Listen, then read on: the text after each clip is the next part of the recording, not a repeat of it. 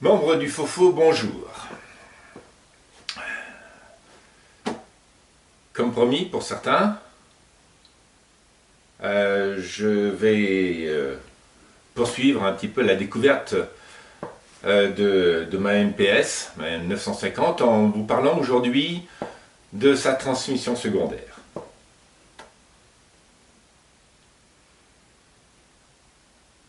Mais juste un mot auparavant, pour vous dire un petit peu ma colère, ma rage,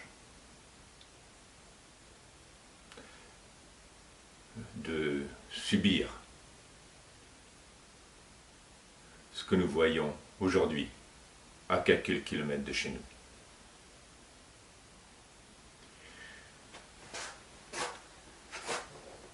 Je me sens tellement impuissant. Que puis-je faire? Alors que moi, j'ai tellement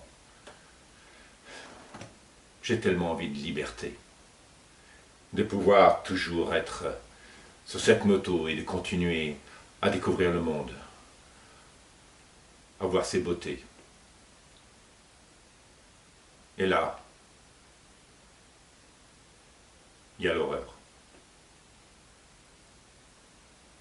Mais c'est terrible.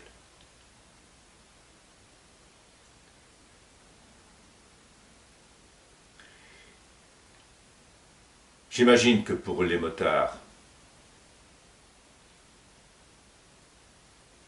il y a toujours un sentiment de révolte, de rébellion contre la contrainte, les obligations. De pouvoir s'évader, ça a été toujours pour moi quelque chose d'essentiel. Eux,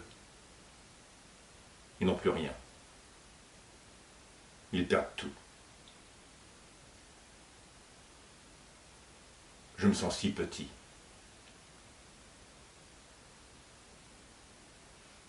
Alors c'était juste une pensée pour eux. La transmission secondaire. Secondaire mais primordiale, bien évidemment. On ne peut pas ne pas s'occuper de la transmission secondaire. MPS me le dit souvent, occupe-toi de moi, sinon je ne pourrai pas m'occuper de toi. Alors, aujourd'hui, nous allons découvrir qu'est-ce qu'on doit faire pour que cette transmission secondaire puisse fonctionner correctement. Et ça, cela se fait en 3 étapes. La première, l'entretien. Nettoyage de cette chaîne, ainsi que du pignon et de la couronne, et de ce qui va autour, graissage, puis on fait le réglage de la chaîne, de voir si elle est correctement tendue, et en dernier lieu, de voir si cette transmission n'est pas trop usée. Alors, on commence. Oh, purée, que la terre est basse, mon Dieu, mon Dieu. Ok, donc, la transmission, la chaîne, pignon de sortie, couronne arrière. Le pignon de sortie, il est protégé par un cache qui est devant. Et ce cache, juste devant le cache, il y a le sélecteur de vitesse avec son quick shift que nous devrons démonter si on veut démonter le cache, puisqu'il y a une petite plaque qui vient juste en dessous qui nous oblige à le sortir comme ça, pour pouvoir nettoyer tout autour aussi du pignon, parce qu'il y a tout plein de graisse et de merde qui se mettent tout autour. Donc, on va commencer. J'enlève la vis qui retient le sélecteur de vitesse, j'enlève la vis qui va retenir le quick shift sur le sélecteur de vitesse, et après, je vais démonter. Il y aura sans doute, je crois, 3 vis, une ici, une là, et juste une en dessous, pour retirer le cache. Et je vais découvrir le pignon. Bon, voilà, on passe à la phase nettoyage. Maintenant que l'on a découvert un petit peu le pignon, hein. Donc on va nettoyer la chaîne, hein, de l'intérieur vers l'extérieur, comme ça. Hein. Et puis, hein, avec de l'essence, hein, on fera tourner la chaîne. Alors oui, c'est certain qu'il faudrait, et ce sera beaucoup plus facile, mettre un lève-moto sur l'arrière, et le nettoyage se fera sans difficulté au niveau de la chaîne. Une fois que donc la chaîne est bien nettoyée, hein, il s'agira de nettoyer donc cette partie-là à l'intérieur, hein, avec cette brosse. Hein. Elle est bien pratique, hein, surtout quand on nettoie la chaîne. Mais il faudra nettoyer tout l'intérieur, tout autour. En dessous aussi. Hein. C'est là où on récupère le maximum de graisse et de ce qu'on récupère sur la route. Pour l'arrière, on va vers l'arrière. Voilà, même chose, hein. Nettoyer donc toute la couronne, aussi bien à l'intérieur, hein, par l'arrière. On passe à la deuxième étape, le réglage de la chaîne. On va avoir besoin d'une clé de 14. Ouais, 14, c'est quand même relativement surprenant comme numéro, mais voilà, qui nous permettra de défaire les deux boulons, hein, qui sont ici, de chaque côté.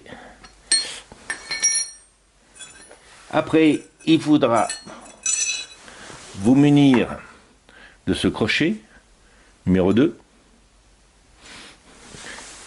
ce que l'on fera sur l'intérieur, pour pouvoir tendre ou détendre la chaîne.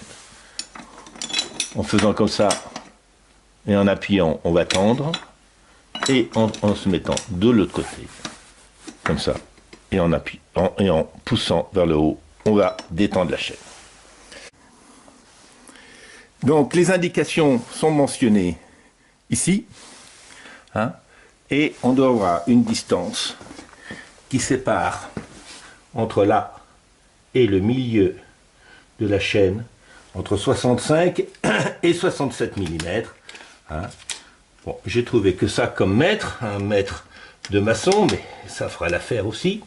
Donc on le prend, hein, et on regarde que la distance est de 65 mm. Voilà.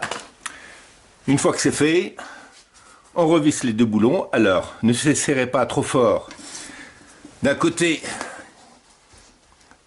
et pas assez de l'autre, ou trop fort d'un côté et après de l'autre.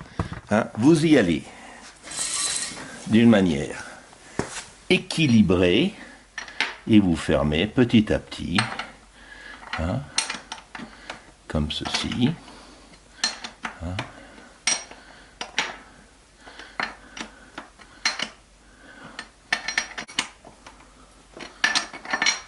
Alors il y en a certains qui vont me dire c'est quoi le couple qu'il faudrait utiliser. Je suis désolé, j'ai pas de clé dynamo.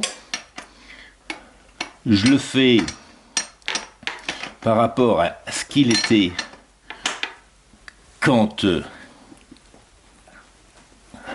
je l'ai démonté pour la première fois. Voilà. Alors une fois que c'est terminé, hein, eh bien, on va graisser la chaîne. Alors on va les graisser différemment de ce qu'on a au niveau du nettoyage. On l'avait nettoyé de l'intérieur vers l'extérieur. Là, on va agresser de l'extérieur vers l'intérieur. Voilà, donc c'est tout simple. Hein. N'en mettez pas trop.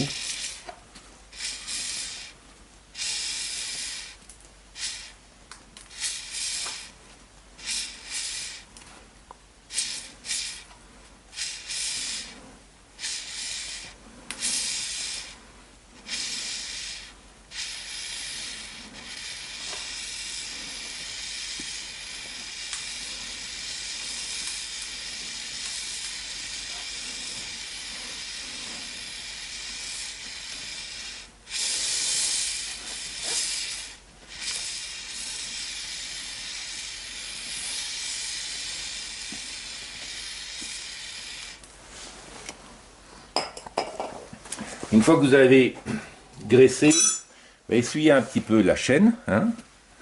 Vous la faites tourner et puis vous l'essuyez un petit peu.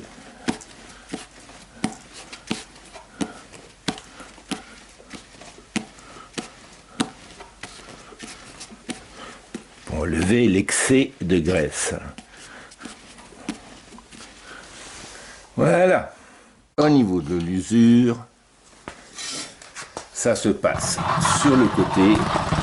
C'est un excellent moyen de voir. Voilà. Quand une chaîne s'use. Ici, la chaîne, quand elle est usée, elle bouge, elle va bouger de plus en plus. À partir du moment où on va pouvoir libérer la moitié ou en voir la moitié d'une dent de la couronne, il s'agira de changer le kit complet. C'est-à-dire aussi bien la chaîne que la couronne arrière que le pignon. Hein, on change le kit. Hein, voilà. Donc voilà, ma chaîne, bon, elle a que 4500 km. Hein, elle est donnée quand même pour un peu plus entre 10 et 15 000 km pour changer en fonction de la façon dont on roule. Eh bien, à très bientôt, bonne continuation, bon courage et au Rasso au mois de mai.